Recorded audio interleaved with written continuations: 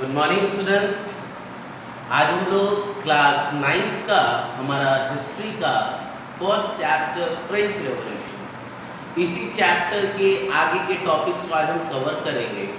तो आज का जो हमारा जो टॉपिक जो है वो है रेन ऑफ टेरर, यानी रेन ऑफ टेरर को हम लोग आतंक का राज कहते हैं। ये आतंक का राज की शुरुआत वर्ष 1793 में हुई।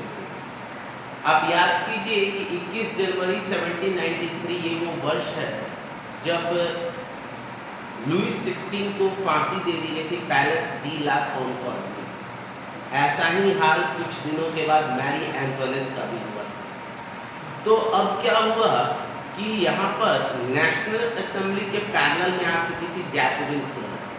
फिर से एक चुनाव हुआ और उस चुनाव में जैकबिन क्लब जो है वो भारी मात्रा में जैकबिन क्लब को सपोर्ट मिला।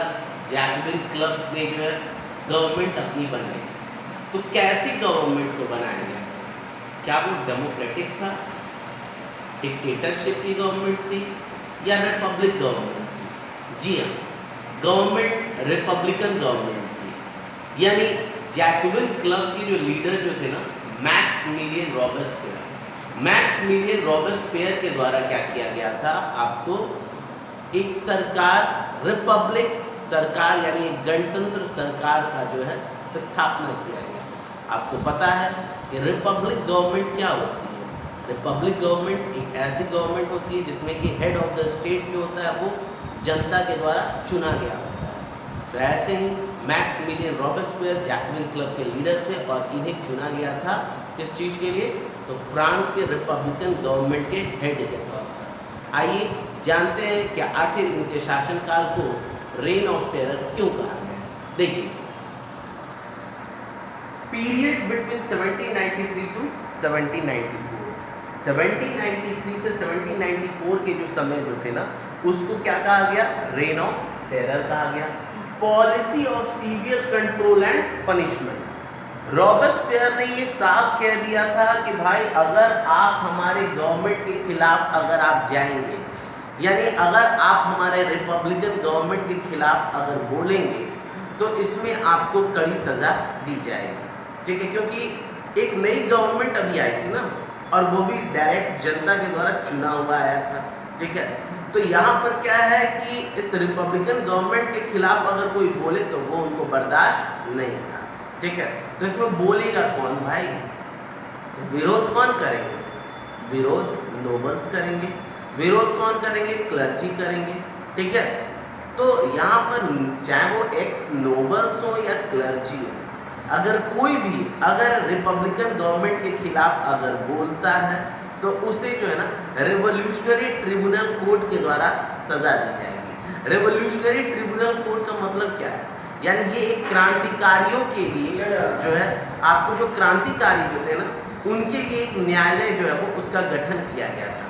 ठीक है, रेवोल्यूशनरी क्रांतिकारियों के लिए, ठीक है, ट्रिब्यूनल कोर्ट यानी आतंकी आपको क्रांतिकारियों के लिए जो है ये एक न्यायपालिका का गठन किया गया था, जहाँ पर कि इन्हें सजा दी जाएगी अगर ये दोषी पाए गए तो।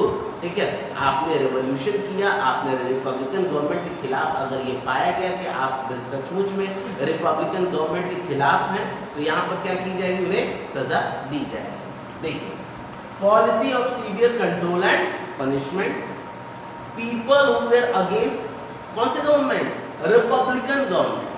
मैक्सिमिलियन रॉबेस्पियर की जो रिपब्लिकन गवर्नमेंट के खिलाफ अगर जो भी रहेगा, ठीक है, जिसमें मैंने आपको बताया एक्स नोबल्स आ गए, ठीक है, क्लर्जी आ गए, यहाँ तक कि किसी और दूसरे पार्टी के लोग हों या खुद अपने ही पार्टी के क्यों ना लोग, ठीक है, उन्हें क्या किया जाएगा? उन्हें people, nobles, clergy, member of other political parties, even his own party, यहाँ तक कि अगर अपने भी पार्टी के अगर मेंबर्स है ना, तो उन्हें क्या किया जाएगा? अरेस्ट किया जाएगा।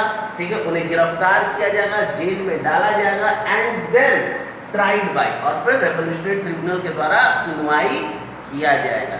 ठीक है, अब बात करते हैं हम लोग कि आखिर सुनवाई तो हो गया, दोषी पाया गया। अब जब दोषी पाए गए तो सजा क्या उन्हें मिलती थी? सजा थी एक ऐसी क्रूर सजा जो शायद ही यूरोप के इतिहास में पहले कभी घटित हुआ हो, और वो भी एक गवर्नमेंट के द्वारा। देखिए डॉक्टर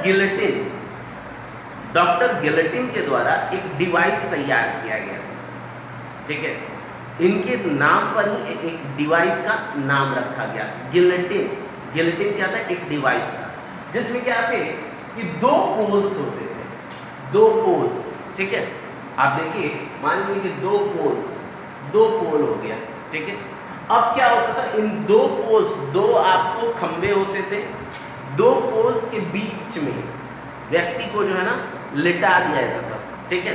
यानी दो पोल्स के बीच में व्यक्ति को जो है उनको लिटा दिया जाता था, और ऊपर से जो है यहाँ पर उस व्यक्ति को क्या किया जाएगा, उसको ले डाउन कर दिया जाएगा, और ऊपर से एक ब्लेड जो है वो नीचे की ओर गिरेगा, और उस व्यक्ति का सर क्या हो जाएगा, धड़ से अलग, यानी सर कलम हो जाएगा, ठीक है। तो ये एक बहुत ही कठोर दंड की नीति रॉबेस्पियर ने अपनाई थी। तो invented by doctor Guillotin, it was used to execute people. Execute people का मतलब क्या होता है, सर कलम करना को ही इंग्लिश में एग्जीक्यूट पीपल कहते हैं। It was used to execute people. अब देखिए कि ये पनिशमेंट जो था वो बहुत ही कठोर था, बहुत ही आपको निर्मम दंड जो है वो रॉबेस्पियर के द्वारा दिया जाता था। रॉबेस्पियर ने कुछ ये नियम अगर अपनाया, ऐसे दंड अगर दे रहे थे, तो साथ ही साथ उनकी गवर्नमेंट की कुछ खासियत भी थी। देखिए रॉबेस्पियर ऐसा नहीं था कि देखिए कि ठोस कदम उठाया तो वो खराब व्यक्ति थे, खराब छवि के व्यक्ति थे, जी नहीं। रॉबेस्पियर ने क्या किया कि रॉबेस्पियर ने जो है आपको कुछ बेहतर चीज़ों को लाने का प्रयास किया। रॉबेस्पियर चाहते थे कि भाई हमारी जो गवर्नमेंट जो हो इसमें पूरी तरीके से इक्वालिटी भरी हुई हो, किसी तरीके का कोई भी जो है हमारे यहाँ कोई डिस्क्रिमिनेशन ना हो, यानी नोबल्स और क्लर्जी का जो दबदबा जो पहले रहा है उस तरीके का कोई भी समाज में जो है दबदबा उनका अब नहीं रहे।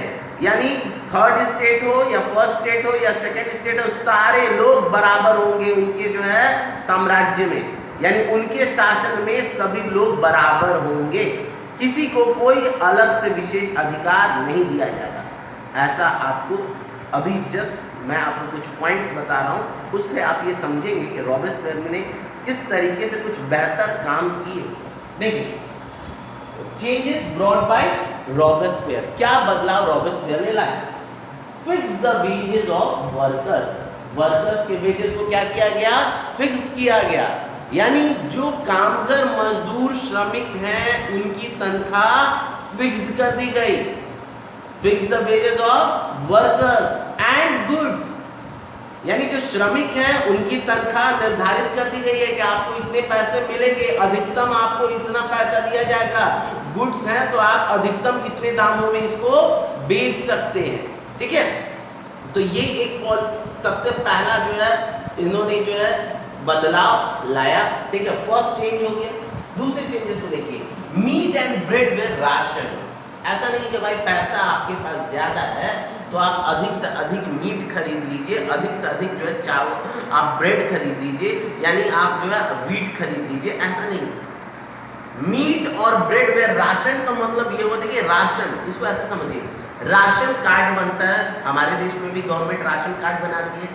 इसमें क्या होता है, इसमें राशन मिलता है।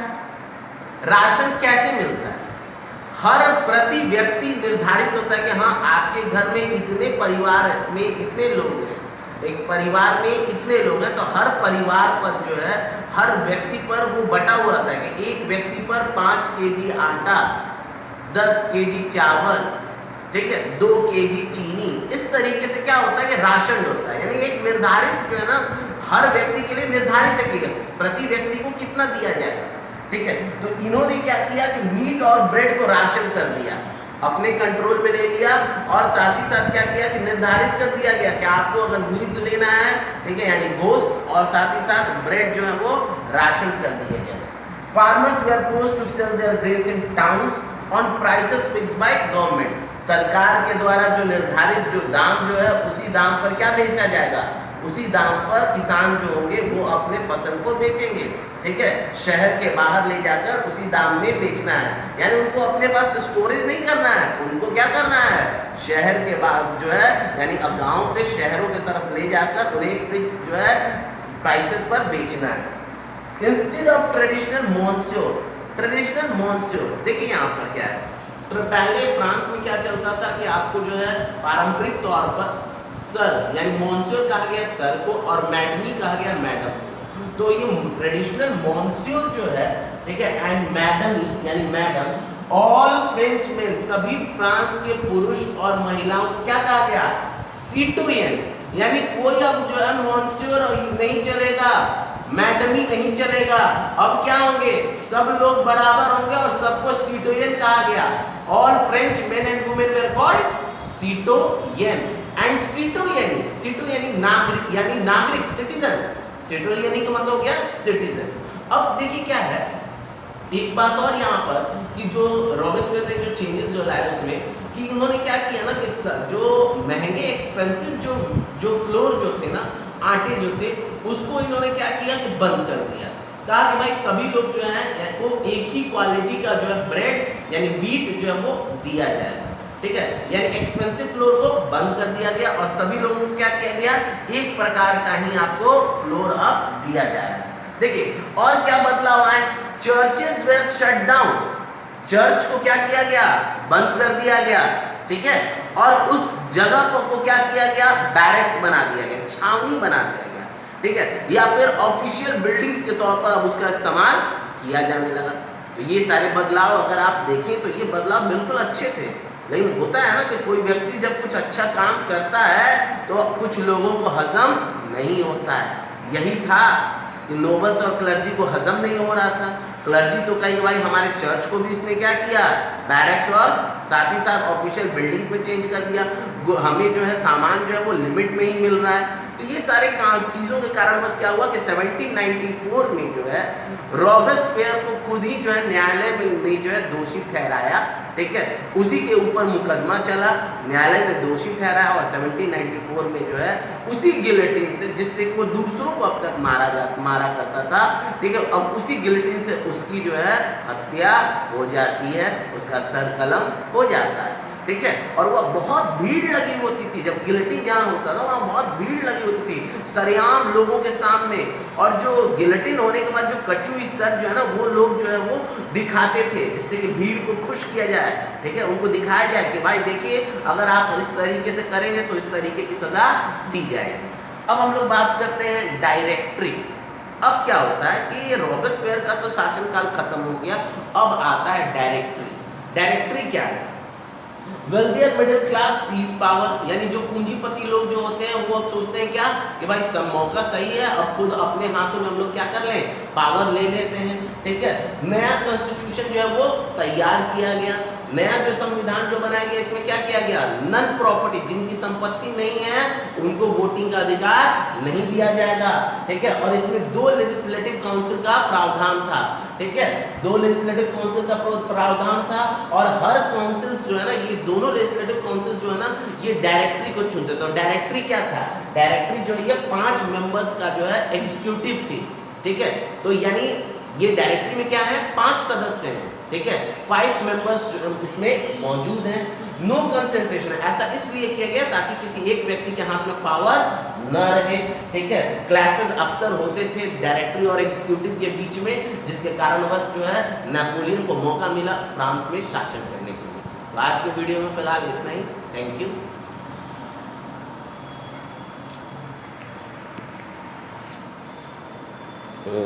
टाइम खत्म हो रहा था इसीलिए हम जल्दी 15 क्रॉस कर जाता है। हाँ, वो भी टॉपिक और नहीं होता, ई वाला ना, हाँ ये भी नहीं होता पूरा, आप ऐसे कर दिए।